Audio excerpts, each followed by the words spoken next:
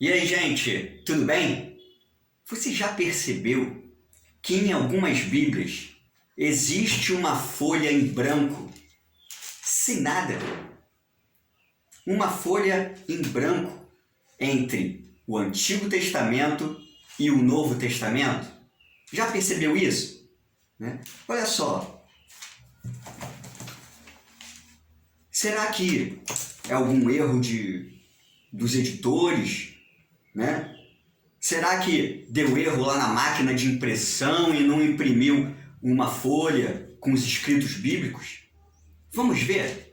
Vamos analisar um pouco o que deve ser essa página em branco na Bíblia. Fique conosco.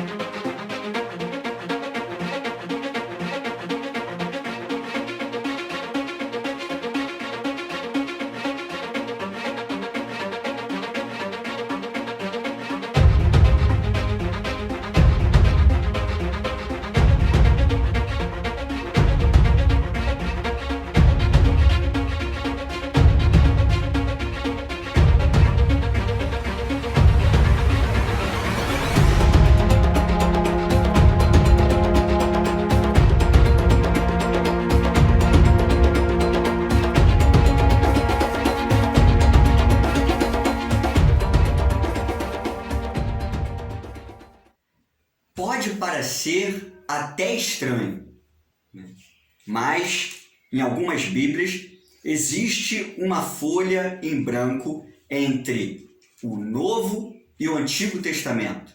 Na divisão desses testamentos há uma folha em branco. Pode parecer coisa à toa, mas há um sentido, há um significado por detrás dessa folha em branco. Essa folha em branco significa que houve um espaço de tempo entre o Antigo Testamento e o Novo Testamento. Na verdade, foram mais de 400 anos. E muita gente chama esse tempo de o silêncio de Deus. Mas, na verdade, não é o silêncio de Deus, porque Deus nunca fica em silêncio, né? O que aconteceu nesse tempo que existe representado nessa folha em branco nas nossas Bíblias é que não houve ministério profético da parte de Deus neste tempo. Ou seja, num tempo depois que Israel voltou à Palestina, os judeus voltaram a Jerusalém, de um tempo depois desse acontecimento até a vinda de João Batista, foram mais ou menos 400 anos, onde muita coisa aconteceu. E a gente vai ver aqui, bem resumidamente, o que aconteceu, né? E para que aconteceu. Primeiramente, nós temos que entender que houve eventos históricos importantíssimos, eventos históricos que foram preparar o mundo para a vinda do Messias. Esse é o principal significado, esse é o principal pano de fundo nesse tempo onde Deus não falou através de profetas, mas Deus estava controlando tudo, todos os acontecimentos. Houve nesse tempo a ascensão da Grécia, né? A Grécia, com o seu general Alexandre o Grande, invadiu a Pérsia e venceu os persas. E com essa vitória, a Grécia começou a dominar o mundo e se fez um império muito grandioso. Todo mundo conhecido da época era dominado pelos gregos e a Palestina ficou em seus domínios.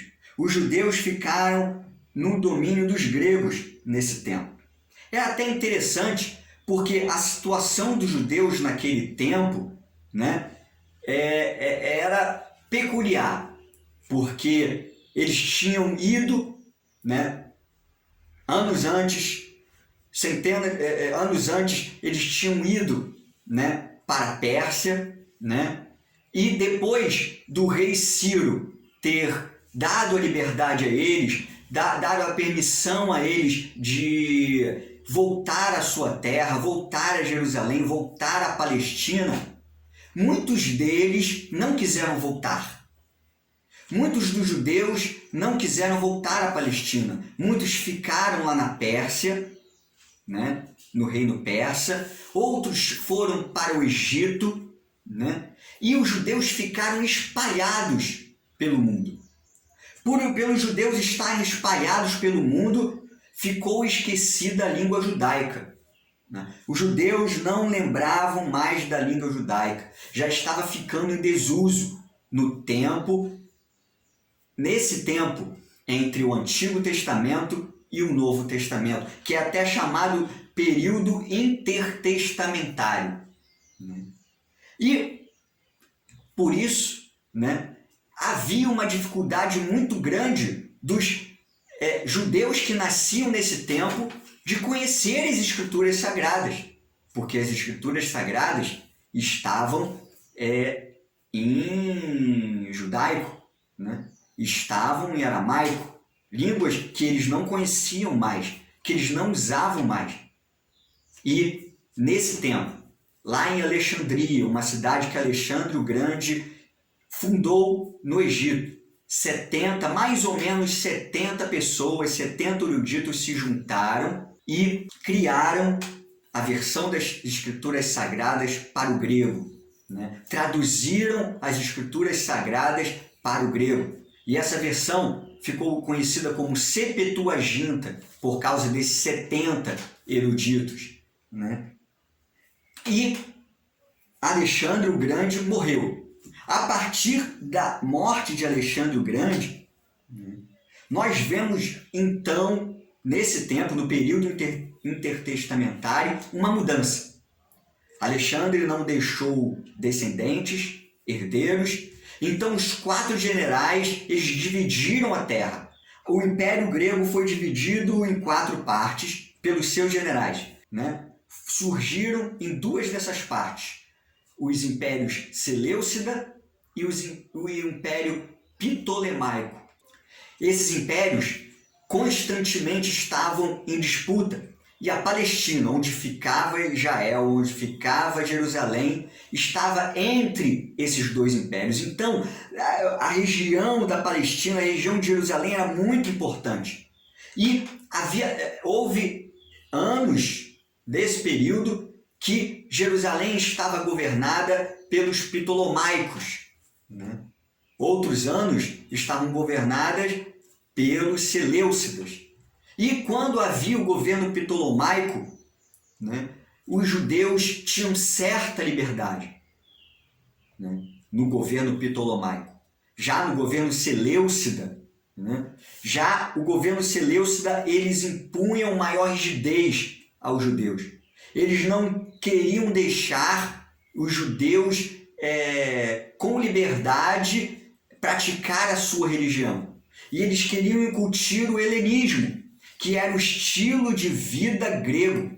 Pois uma coisa que aconteceu naquele tempo era que o Império Grego, além de invadir territórios, ele impôs o seu estilo, impôs a sua cultura. As artes, os esportes eram muito difundidos, inclusive que existiam as Olimpíadas em Atenas. Então, os seleucidas queriam deixar a Palestina helenizada, com o helenismo. E o helenismo para os judeus era revoltante. Era revoltante.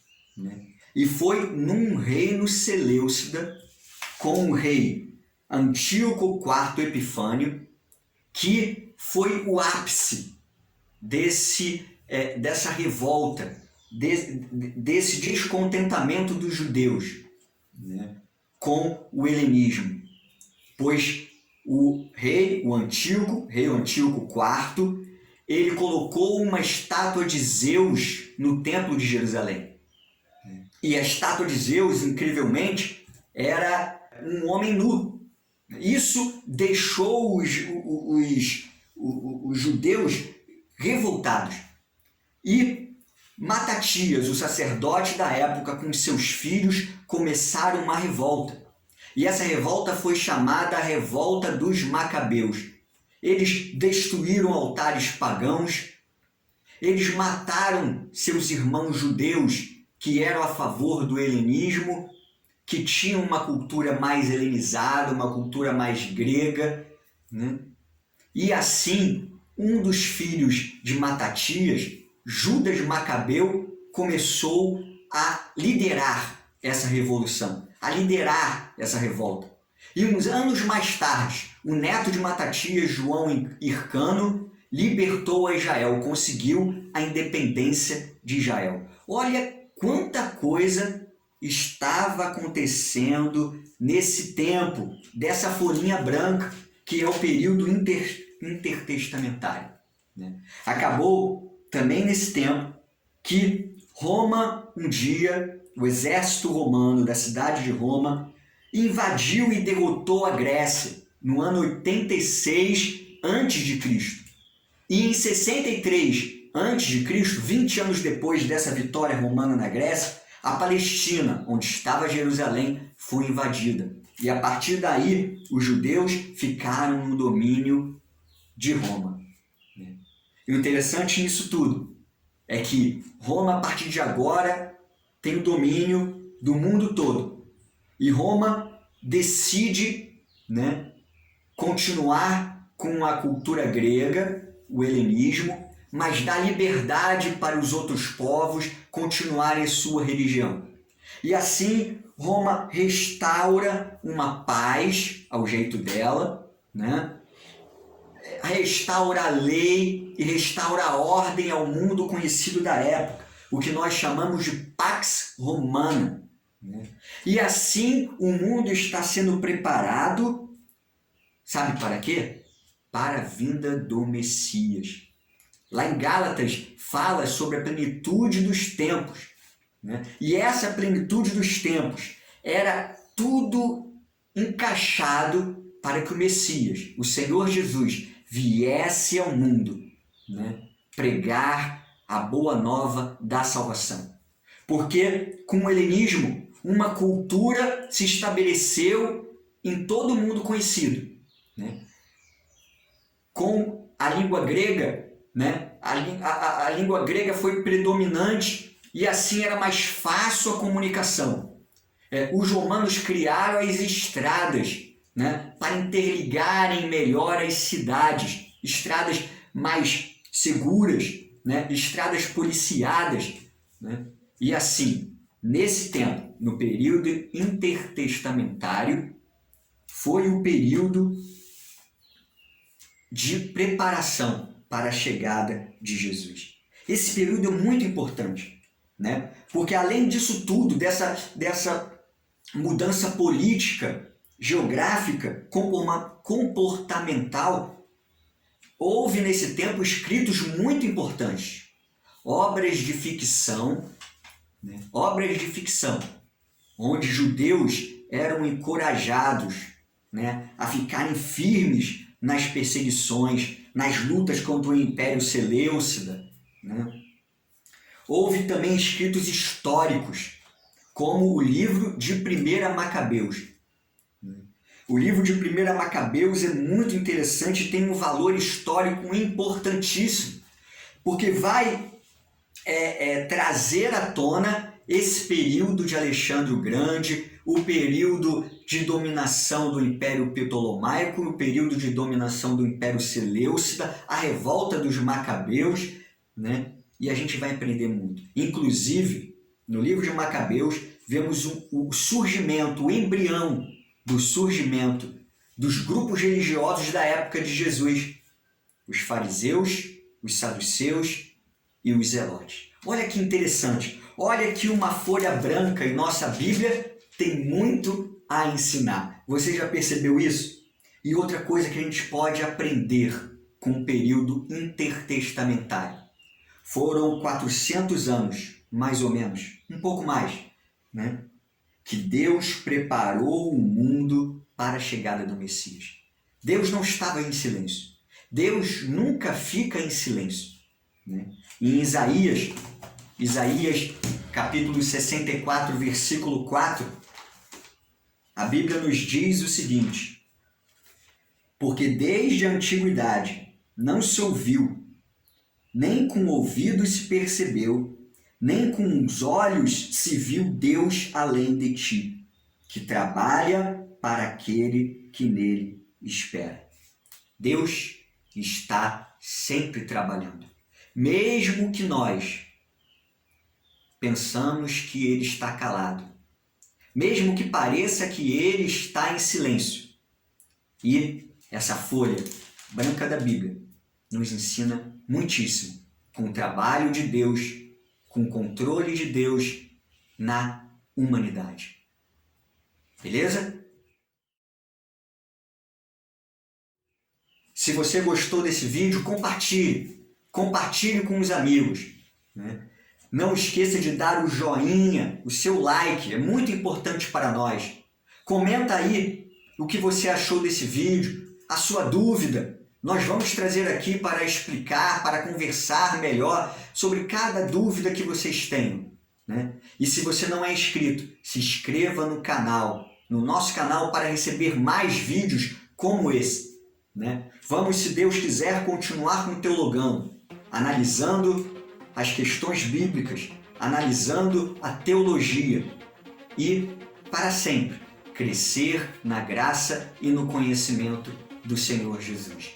Passa lá também no nosso Instagram, Viva Teologia, e que Deus possa nos abençoar grandemente. Até mais! Até o nosso próximo vídeo do Teologando aqui no canal Viva Teologia.